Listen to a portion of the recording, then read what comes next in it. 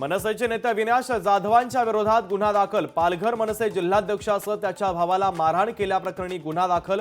अविनाश जाधवांचा 11 जणांच्या विरोधात गुन्हा दाखल। राजकारण म्हणजे असंतुष्ट आत्म्यांचा सागर। नगरसेवकाला आमदारकीची आशा तर आमदाराला मंत्रिपदाची आशा। महाराष्ट्रात सुरू असलेल्या राजकीय घडामोडींच्या संदर्भात नितीन गडकरींचं सूचक भाष्य।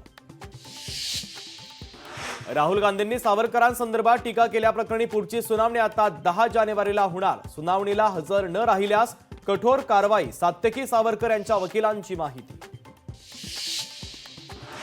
भाजपकडून राज्याचं नेतृत्व अद्याप का ठरत नाही? भाजपला राज्याशी काही देणे घेणे नाही। सत्ता स्थापनेच्या विलंबावर अंबादास दानवेंची टीका।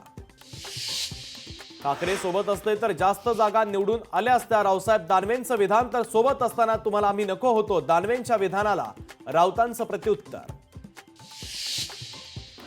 केंद्रीय निरीक्षक म्हणून विजय रुपाणी आणि निर्मला सीतारामन यांची नियुक्ती, तर दोन्ही नेते उद्याच महाराष्ट्राच्या दौऱ्यावर। देशाची लोकसंख्या 150 कोटी, अजून किती लोकसंख्या वाढवणार? रोजगार आहेत का? संजय राऊतांचा मोहन भागवतांना सवाल।